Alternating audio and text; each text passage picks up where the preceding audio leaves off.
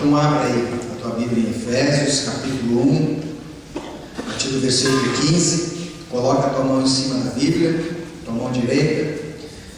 Nós vamos orar. Pai, nós te pedimos que através da tua palavra, tu nos edifique, tu nos fortaleça, tu nos ilumine o nosso entendimento, que a tua palavra não venha agregar em nós somente ideias intelectuais, informações, mas venha transformar a nossa vida, venha gerar frutos e fruto do teu Espírito Santo. Tu conheces a nossa vida, fala conosco através da tua palavra, em nome de Jesus. Amém? Então nós começamos o capítulo 1 de Efésios.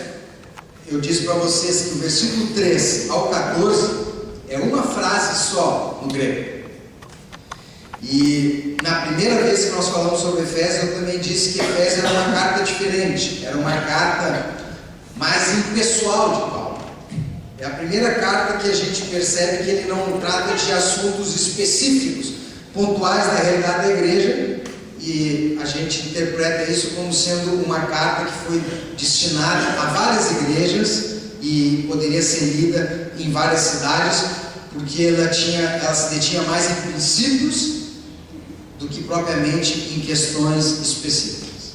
Mas aqui no 15 ele fala um pouco das pessoas, que até então ele está falando de todo o plano de Deus, o propósito de Deus, e agora ele faz uma oração a respeito do povo de Éfeso. E ele diz assim: por isso também eu, tendo ouvido a fé que há entre vós no Senhor Jesus e o amor para com os santos. Você vê que Paulo sempre, quando ele fala em fé, rapidamente ele já fala em amor, porque é uma fé que se ativa no amor, é uma fé que se materializa, é uma fé que não fica escondida dentro do nosso espírito, mas ela se manifesta em nós através do amor, e amor para com os irmãos. Não cesso de dar graça por vós, fazendo menção de vós nas minhas orações. Outro detalhe aqui, ele diz não cesso, como que mostrando que a oração para ele era constante, era diária, ele não cessava de orar por eles e agradecer a Deus pela fé na vida deles. Para que o Deus de nosso Senhor Jesus Cristo, o Pai da glória, vos conceda espírito de sabedoria e de revelação no pleno conhecimento dele. Então ele pede duas coisas para eles aqui: espírito de sabedoria e de revelação. Sabedoria ali, a gente já viu outra vez, era Sofia. E revelação aqui é apocalipse, de Apocalipse mesmo. Então diz que sabedoria, que Paulo está falando, que a gente só tem sabedoria de Deus e revelação de Deus quando a gente conhece o Senhor. Amém? Iluminados os olhos do vosso coração. Você lembra que eu falei lá em Filipenses sobre o homem bíblico, que era 15 centímetros mais para baixo? Você lembra? Não? Como é que é o homem contemporâneo? Ele pensa com a mente e sente com o coração, não é? A gente sempre fala assim: eu estou com algumas ideias na minha cabeça, tem certas coisas que não saem da minha mente, alguns pensamentos, eu trago muitas lembranças na minha cabeça, mas quando a gente fala de sentimento, a gente fala de meu coração está apertado hoje, meu coração está sangrando, aconteceu aquilo, meu coração ficou alegre, transbordando. Então quando a gente fala de pensamento, de lembrança, a gente fala de mente. Quando a gente fala de emoção, a gente fala de coração. Como é que é o homem bíblico?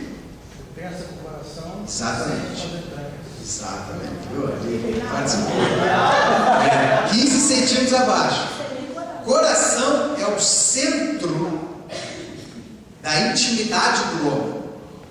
No coração, para o homem bíblico, estão os nossos pensamentos e também as nossas emoções, mas emoções racionais, levadas pelo pensamento. E o ato de emoção está nas entranhas. Então por isso que quando a Bíblia diz assim: trocarei o vosso coração, não é trocar as nossas emoções, mas trocar o nosso entendimento. Quando fala assim, o coração do homem é enganoso, não está falando que os nossos sentimentos nos enganam, embora os sentimentos nos enganam também, mas que a mente nos engana, os nossos pensamentos, a nossa interpretação mediante os sentimentos é que é enganosa. E quando falava que o homem sentia, eram entranháveis afetos, moveu-se às entranhas. Então aqui você vê uma confirmação disso que eu falei, que diz abrir-se ou iluminar-se. Iluminar-se, né? O que está escrito? Iluminar os olhos do vosso coração. Então o coração ali é cardia, né? Daí vem cardiologia. Então, adquirir revelação de Deus e conhecimento na Bíblia sempre é iluminação.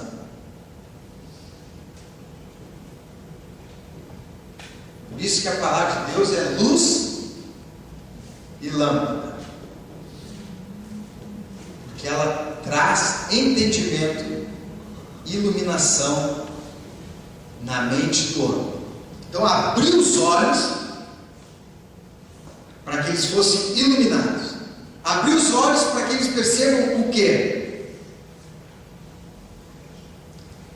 3 saberes. Está ali, ó, para saberes. Então são 3 saberes. Se der tempo hoje, você vai ver que tem muitos conjuntos de 3. Qual é que é o primeiro saber, Jorginho?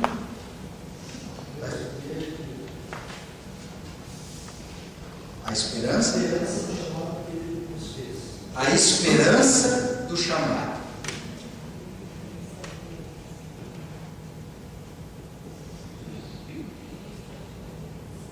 O segundo? A riqueza da glória é a herança dos sábios. Riqueza da glória.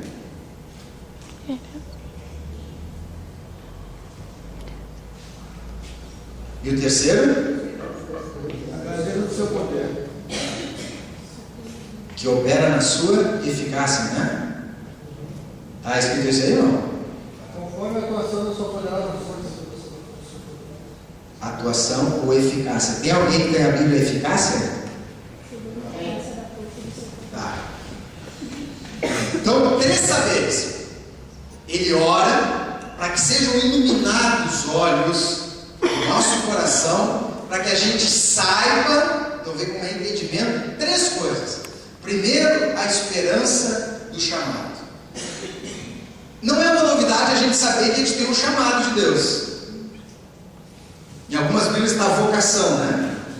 Porque chamado no latim é vocare, é receber a voz de Deus, receber o seu chamado. Todos que estão hoje servindo a Deus é porque foram chamados. Então você tem um chamado. Você está aqui porque Deus te chamou. Amém? Mas esse chamado traz junto uma esperança. Chamado nunca vem sozinho. Chamado carrega em si uma esperança. Esperança do quê? Do cumprimento do propósito de Deus na nossa vida. Então, todos que têm um chamado também têm uma esperança. Que o propósito de Deus na tua vida se cumpra cabalmente. Então ele ora dizendo assim: eu quero que tu saiba isso. Deus te chamou, tu sabe, mas tu tem uma esperança junto com esse chamado, porque a obra que Deus começou, Ele vai acabar. Então está falando de propósito, de destino, para que quando a gente, no exercício do nosso chamado, no exercício da nossa vocação, a gente nunca se esqueça que há uma esperança envolvida nisso, de que Deus vai cumprir o propósito, o destino na nossa vida.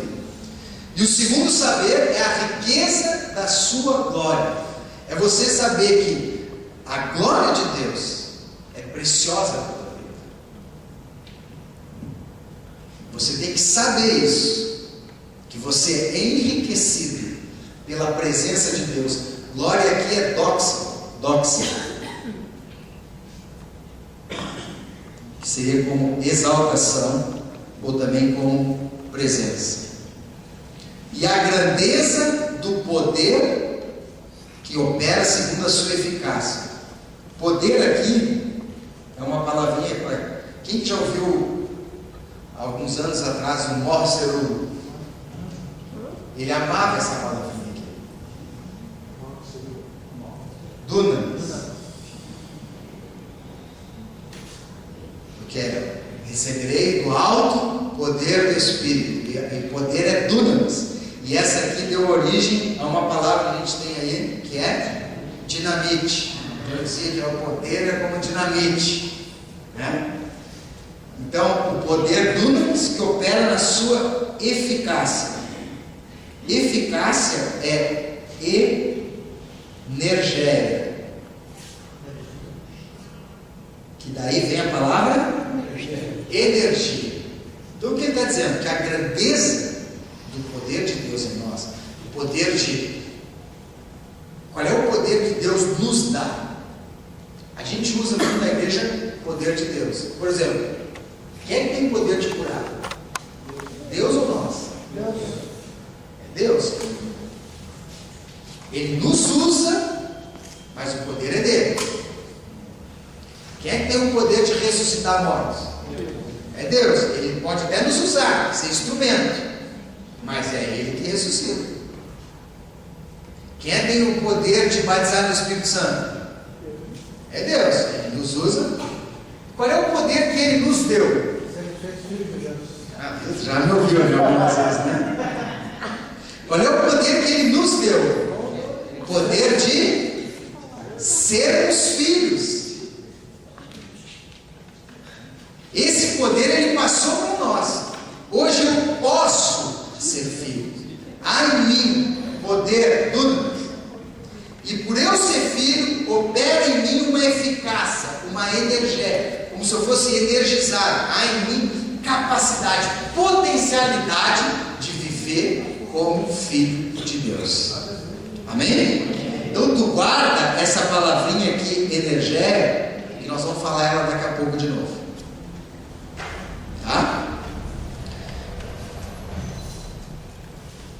Nós estamos no 19. 20. O qual exerceu ele em Cristo, ressuscitando dentre os mortos, fazendo assentar-se à sua direita nos lugares celestiais. Ele está dizendo que esse poder, dunamis, poder como da dinamite, e essa energia, essa eficácia, opera em nós, é o mesmo poder que operou para ressuscitar Jesus Cristo. Já pensou nisso? Esse poder está na tua vida. Então, olha para a pessoa do teu lado e diz assim: ó, não mexe comigo, hein?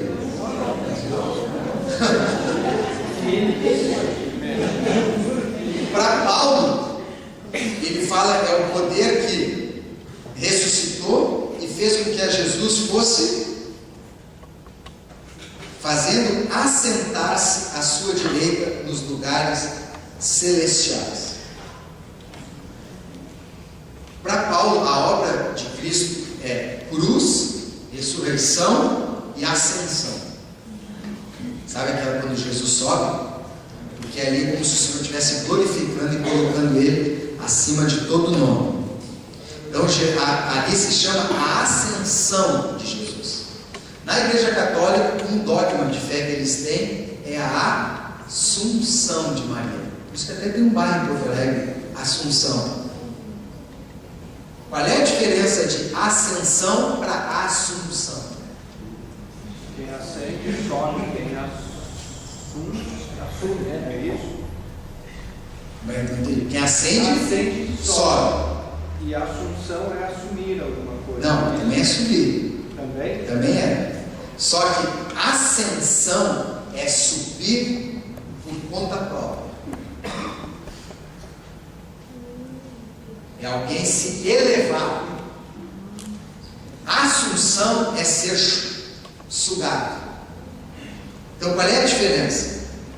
Cristo subiu, ascendeu pelo poder que operava nele. E nesse dogma católico que não é bíblico, foi uma das minhas decepções. Eu fui procurar isso na Bíblia e não tem na Bíblia. Maria, não está escrito. No dogma católico não está escrito, mas é só uma coisa vez por Deus. Na Igreja Católica, Maria não morreu, sabia? Ou não? Maria não morreu. Ela não morreu, mas Não, Maria subiu aos céus. Não está escrito. Mas subiu porque Deus levou ela. Então isso é um dogma de fé deles, não tem comprovação histórica, nem está na palavra de Deus. É dogma de fé. Onde eles tiraram várias coisas, infabilidade papal, entendeu? Isso foi uma das minhas decepções. Eu estava lá na Igreja Católica, eu sabia dessas coisas, eu ia procurar na Bíblia e não tinha na Bíblia. Porque o outro, você lembra que eu contei isso para vocês? O outro Maria foi coroada rainha dos céus e da terra.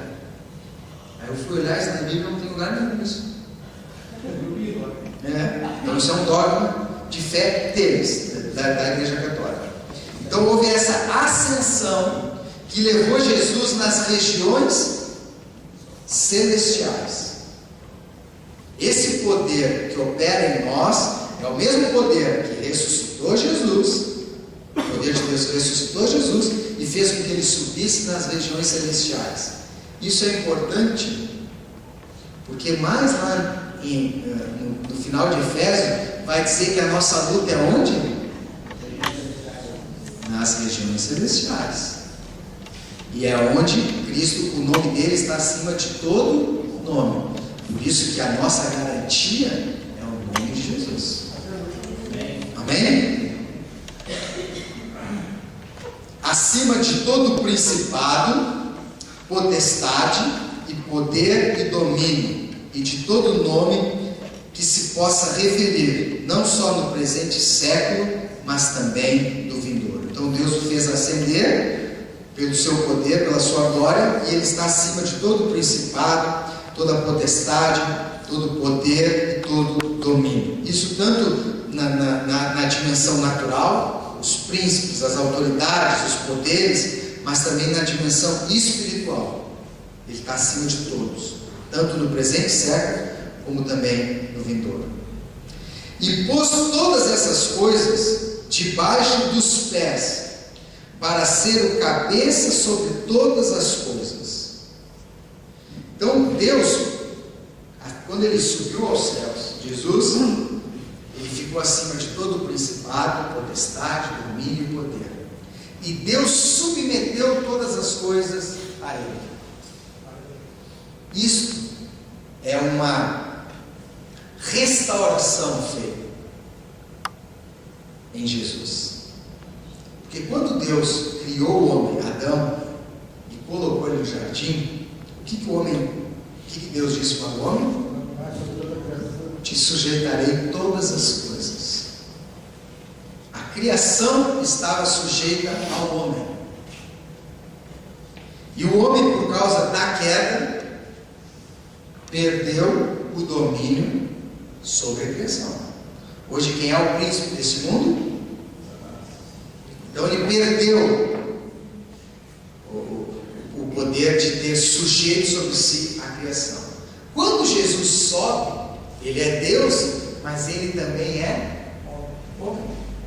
É o homem novamente restaurando o poder da sujeição que Deus tinha colocado para ele. Então, assim como Adão perdeu, foi um homem que perdeu, tinha que ser um homem que tinha que resgatar. Então, por isso que Deus teve que se encarnar, vir como homem, vir como segundo Adão, para restaurar e restituir a autoridade que havia sido estabelecida lá no princípio. E ele toma de novo essa autoridade sobre todo o principado, potestade, domínio, poder e domínio. Ele retoma como homem agora, por causa da sua justiça, por causa do seu sacrifício, por causa do poder que operava nele, ele retoma a sujeição de todas as coisas. E Deus dá para ele todo o poder e toda a autoridade, mas também dá a ele para quem? O deu à igreja.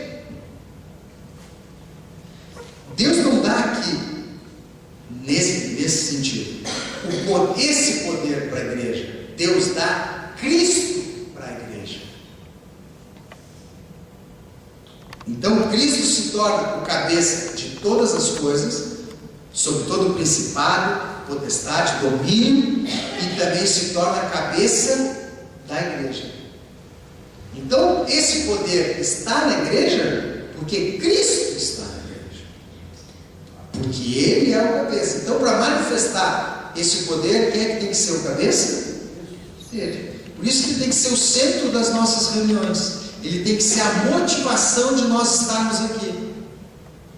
Ele é o Senhor. Tudo isso que a gente faz aqui como igreja, na vivência de igreja, tem um objetivo: que Ele seja exaltado e Ele seja o cabeça. Por isso que a igreja não é de homem nenhum. Deus estabelece homens para que exerçam o ministério. Então, há uns Deus do apóstolo, pastores, profetas, evangelistas e mestres. Então, Deus estabelece homens para servir. Mas o cabeça da igreja é Cristo. Então, todas essas coisas, cultos, reuniões, ofertas, orações, palavra, louvor, evangelismo, missões, encontros, tudo é para Ele. Deus sabia de tudo isso desde o princípio. Desde o princípio. Para fazer nele convergir todas as coisas. Aprove a Deus fazer isso. Mas uma pergunta assim, ó. Lá em Adão, Deus deu para ele domínio, né? Domínio e autoridade, né? Sobre todas as coisas, né? Ele não usava o nome de Jesus, ele não tinha esse conhecimento. Porque Não, hoje, se nós não tivermos Jesus, Porque nós perdemos. Nós perdemos. Adão tinha o domínio. Tinha o domínio sobre a criação. Hoje o homem não tem. Hoje o homem tem o domínio na força. Nós não dominamos a natureza. Nós não dominamos animais. Vem um leão e você diz: senta aí quieto. Domínio sobre todas as coisas. Sobre todas as coisas. Domínio sobre todas as coisas. Era diferente a existência humana. Nós nem sabemos como é, mas ele tinha o domínio. Hoje nós não temos. Hoje nós estamos sujeitos a várias coisas: a enfermidade, a morte, a natureza, a destruição, o próprio envelhecimento, a corrupção do nosso homem exterior. Tudo isso nós perdemos por causa da queda. E foi restabelecido em Jesus, que está fazendo o trabalho de restauração de todas as coisas. Amém? Ficou pensativo?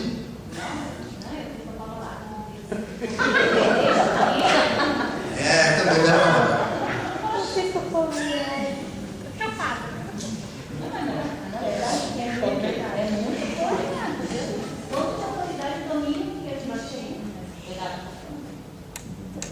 E vai falando, Mário, enquanto estou apagando aí, ó.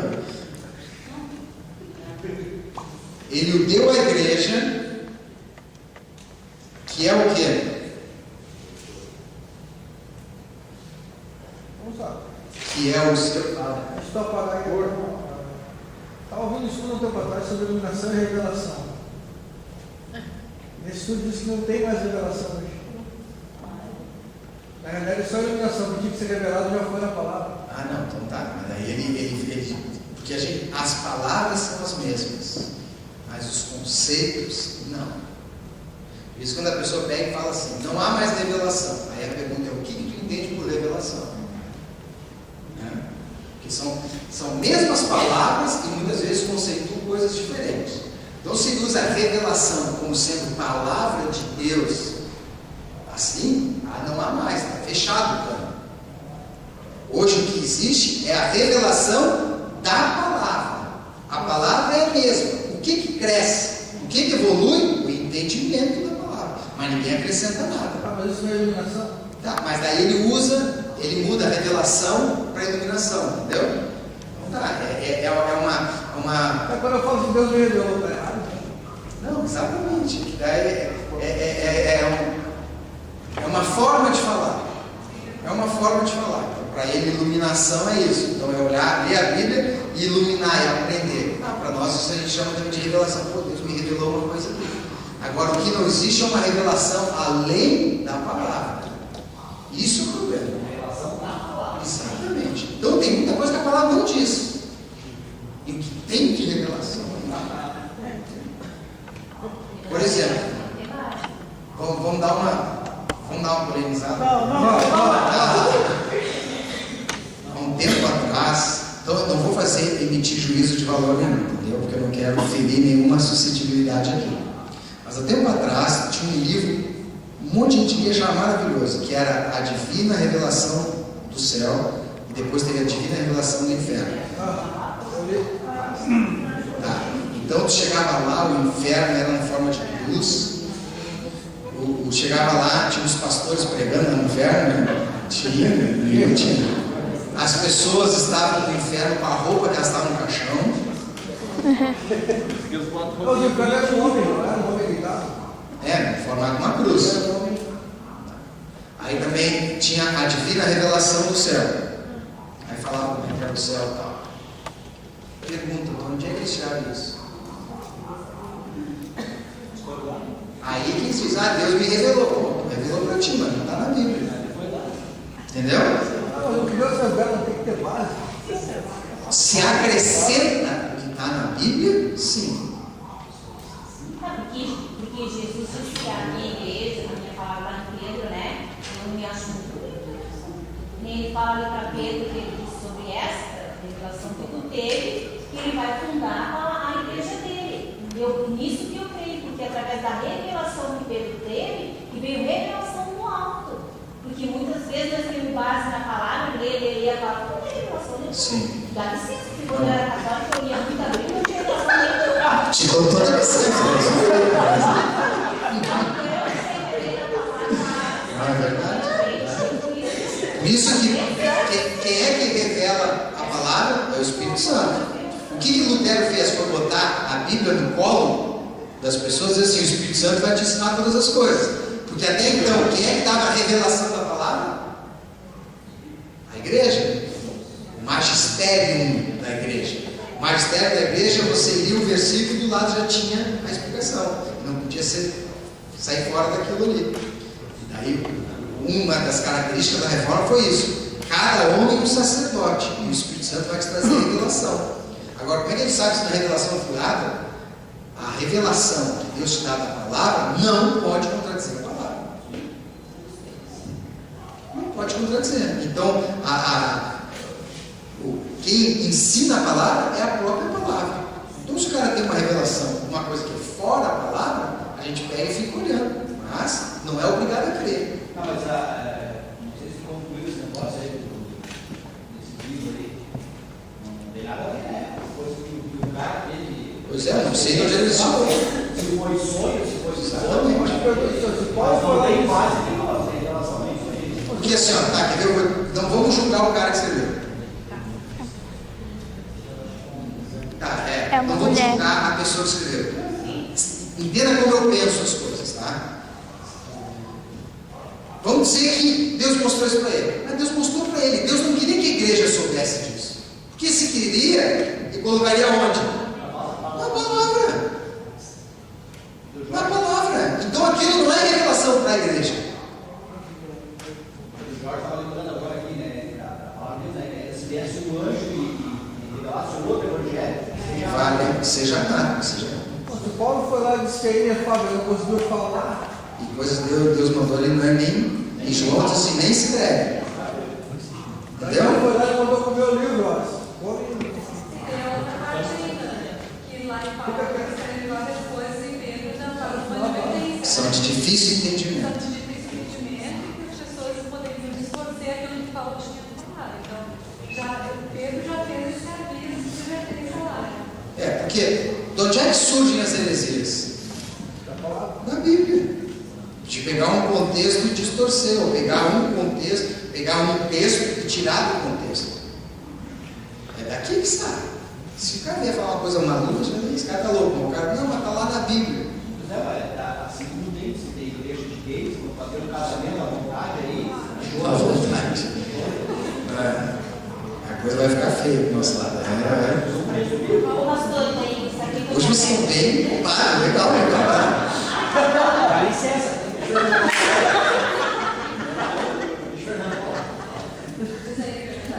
Dá licença aí.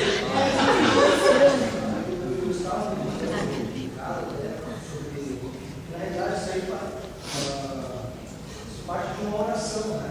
Eu lembro de vocês das minhas orações, para que o Deus nosso Jesus Cristo, o Pai da Glória, vos dê o Espírito.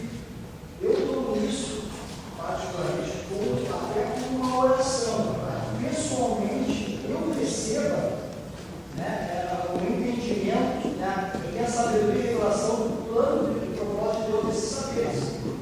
E aí se torna algo mais pessoal. Deus tem um plano geral para toda a igreja, mas eu, pessoalmente, eu quero saber, eu preciso saber. Na minha vida. Com certeza. Com certeza. E aí eu preciso da revelação disso, claro, para a minha vida. Entende? É algo que alguém algum dia me disse isso, eu gostei, que revelação é tirar o véu. Algo que estava oculto antes para mim, que eu não conseguia enxergar, agora eu consigo enxergar. Então, eu não conseguia ver isso na minha vida, eu não conseguia ver esse propósito de Deus na minha vida, agora eu consigo ver por obra do Espírito. Pois é. Sabe o que é, senhor?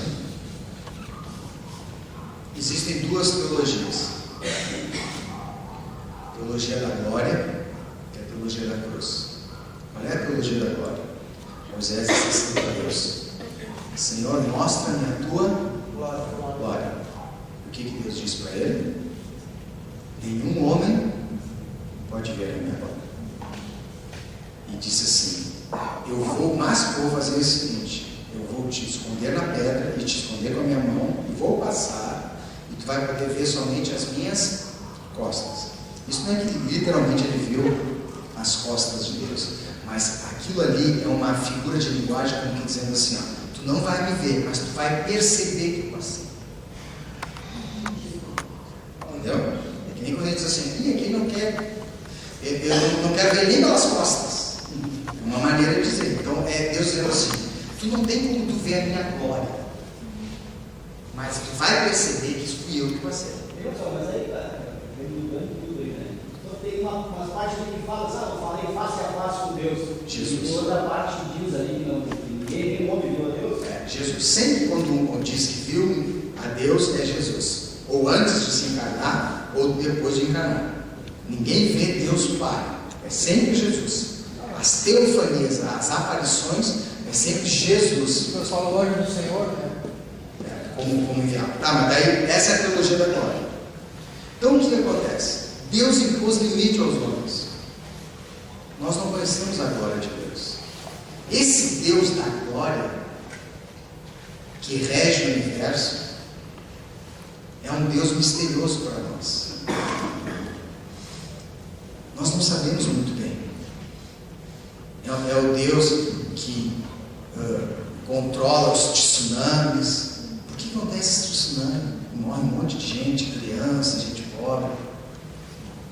É o Deus que permite o mal.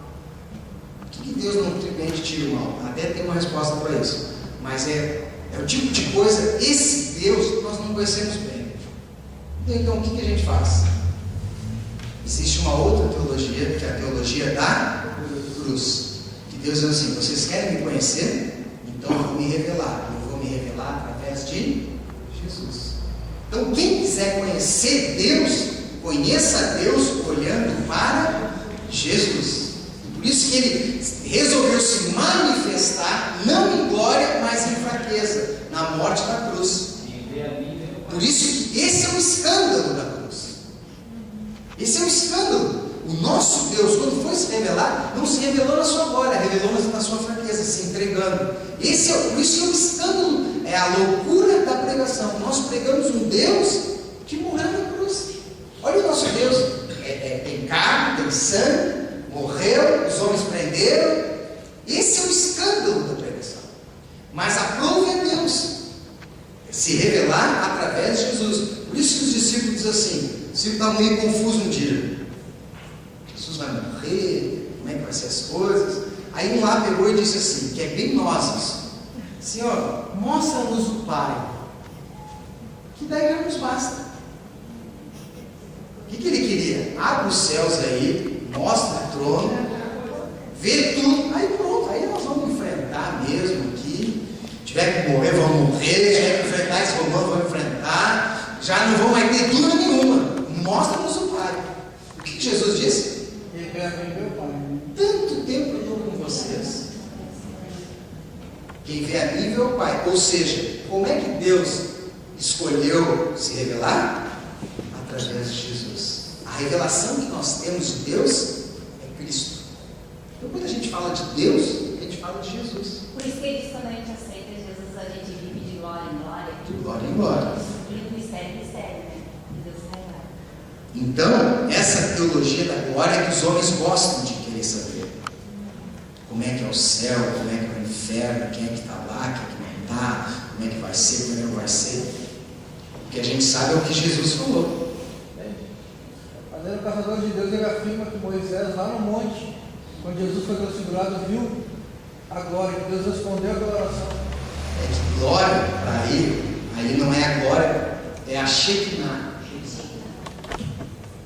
Uma palavra hebraica. Mas pode isso, cara? Porque Shekinah não é Deus. Shekinah é uma manifestação da presença de Deus. Ah, mas não foi isso que ele pediu lá, Moisés. Mas Deus não se revelou a ele. Deus não se mostrou. Agora, a Shekinah, a glória, perceber, que nem no quartel, ex-militares aqui, algum não. Como é que a gente sabe que o coronel está no quartel? Toca da corneta. Toca quando entra, já toca. Tá, mas tudo bem. Mas aí eu não ouvi a corneta. Como é que eu estou no quartel sem que está o coronel? A bandeira. O coronel tem uma bandeira. Quando o coronel entra, mas tem a bandeira. De onde tu estiver no quartel, tu olha, está lá a bandeira, o coronel está aí. O coronel saiu. A bandeira não é o coronel. A bandeira é o sinal da presença do coronel. A Shekinah é o sinal da presença de Deus. Nós sabemos que Deus está ali, porque a glória, por isso que a glória de Deus é hoje. Não tem uma Pode coisa falar que Moisés ele presença. Tem que ser tu, Samuel. A presença enche o tempo. Por isso que a oração de Salomão é todo o tempo da glória. Exatamente, a glória de Deus ali. Porque ele diz, eu não posso habitar ali. Te lembra quando Moisés disse assim, ó? Por isso que manifestou lá no monte, foi cheio O pessoal hoje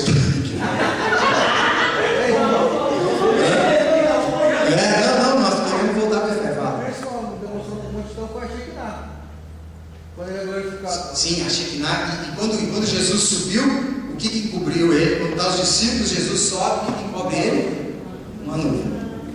Amém? Efésios. Está tudo na cara de Deus. Ele vos deu vida, estando vós mortos nos vossos delitos e pecados, nos quais andastes. Tem um livro para o judeu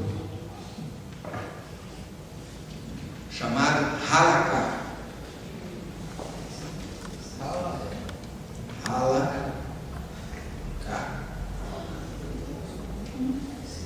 Com H, acho que é assim, que é um livro das normas de conduta, como o judeu devia se proceder, como o judeu devia agir diante de várias circunstâncias. E halakha quer dizer andar.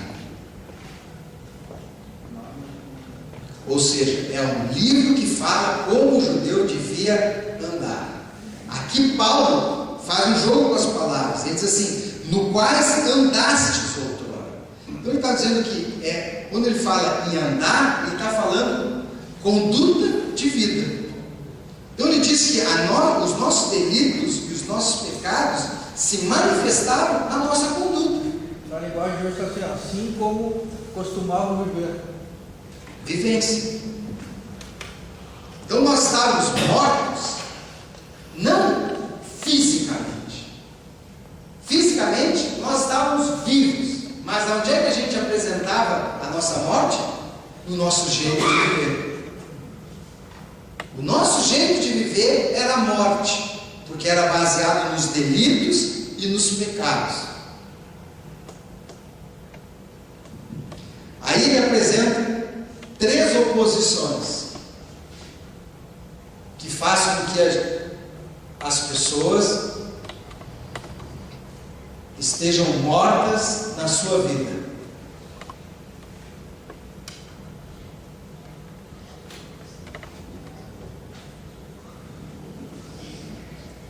Primeiro é o quê? Curso desse mundo.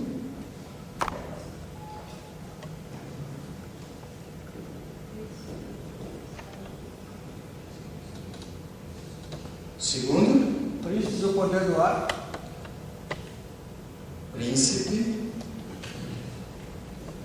Qual é que é o do ar e qual é o outro? Potestades.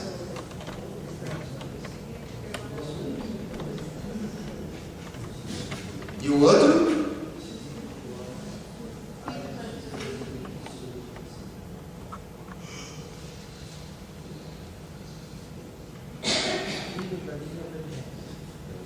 Então, tu vê, 3 níveis de resistência.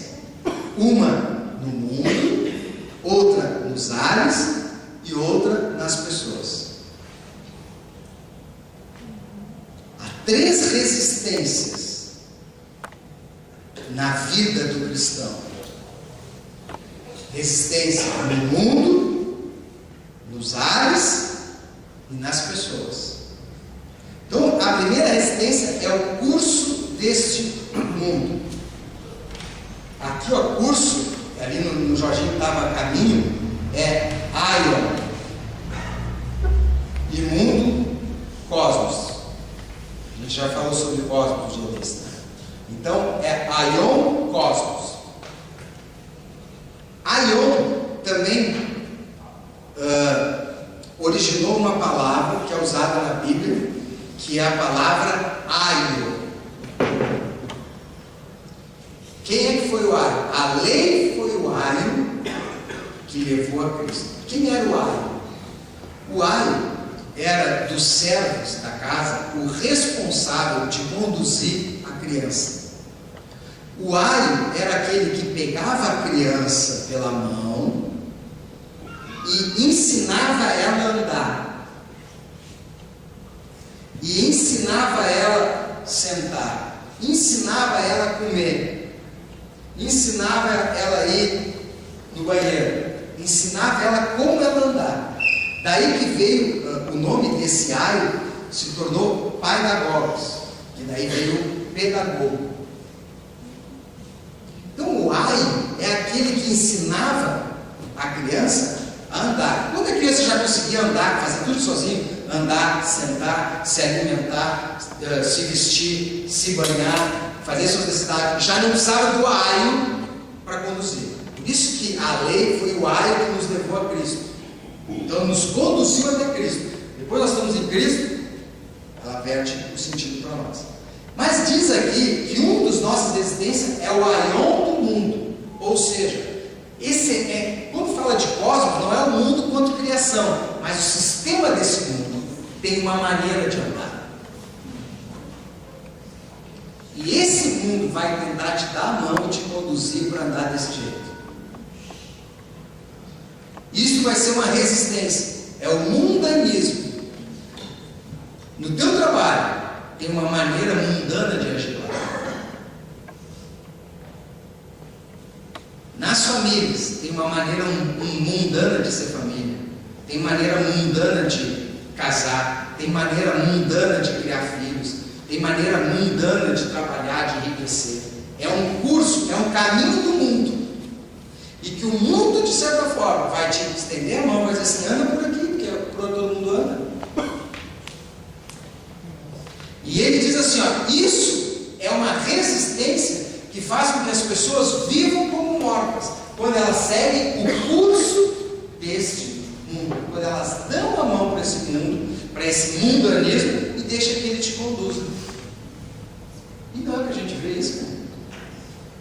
Na televisão, nas escolas, nas repartições, o mundo andando de uma forma, e não vai faltar oportunidade do mundo querer te dar a mão e dizer assim, vem que eu te conduzo.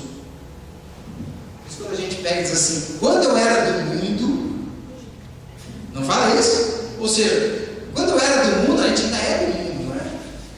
A gente vive nesse mundo. Mas quando a gente diz que eu era do mundo, eu andava segundo o curso desse mundo. Eu andava assim, eu fazia essas coisas, eu pensava assim. Eu achava normal isso.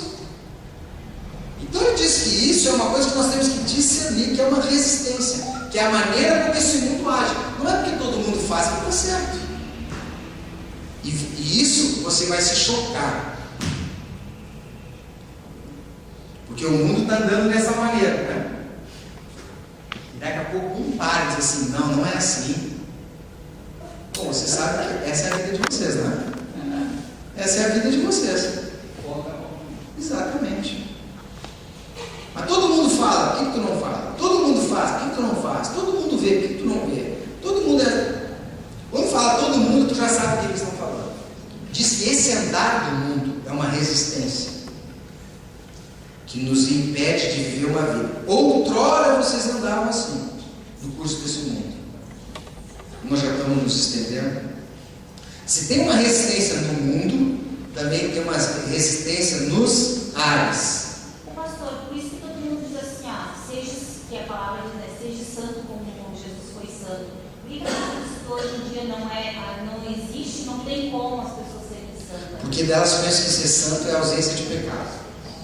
E todos pecam. Então, ser santo é ser separado por Deus e ser santificado pelo Espírito. Posicionamento. Exatamente. Questão, né? Eu acredito nisso aí. Não que a gente vai ser santo como não fala, mas a gente pode ter esse O posicionamento. cristão hoje, ele é... Isso é... Nós estamos entrando em teologia, tá? É símbolos justos et pecado. É simultaneamente justo e pecador. Eu sou justo por quê? Porque ele me justificou.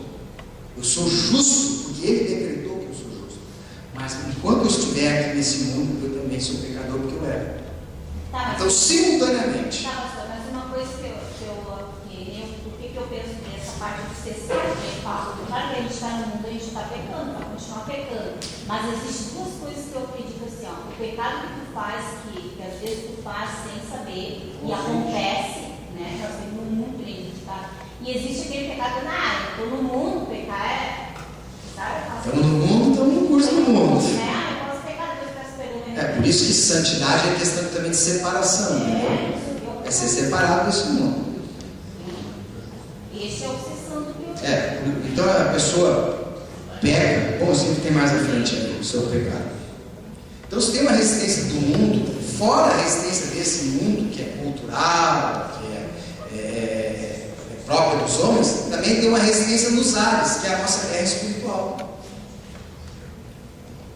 Aqui Paulo nos chama a atenção que por trás desse curso, desse mundo, há coisas espirituais que influenciam isso.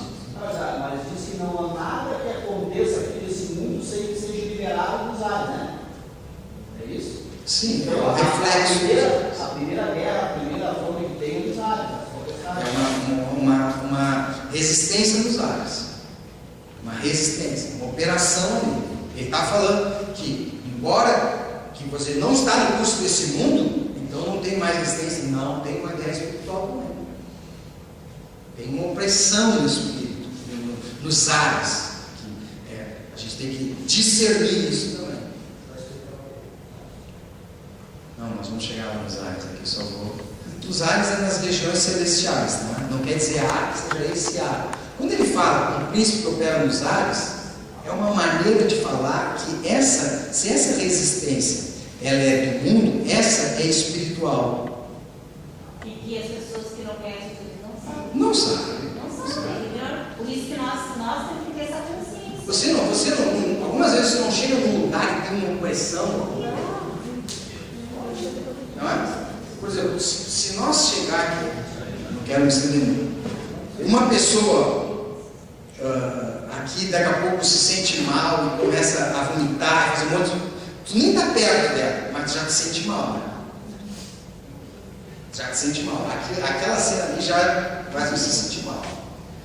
Da mesma forma, quando você chega num lugar, você não vê nada, mas você começa a se sentir mal, é o teu espírito que está repugnando algo que está acontecendo ali. A gente sente uma opressão, né?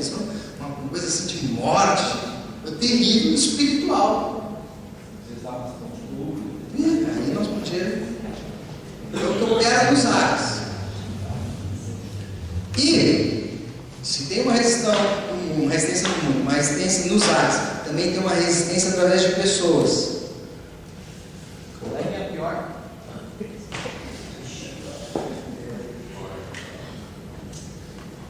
Pessoas, que aqui ele fala, filhos da desobediência, que agora atua. Sabe o que é essa palavra atua? Como é que ela é? Energéia. Te lembra que eu disse? Se há um poder do Espírito que opera em nós para que a gente ande segundo o propósito de Deus, também há um outro poder que faz com que as pessoas andem na desobediência. Já pensou, né? Atua nos filhos da desobediência.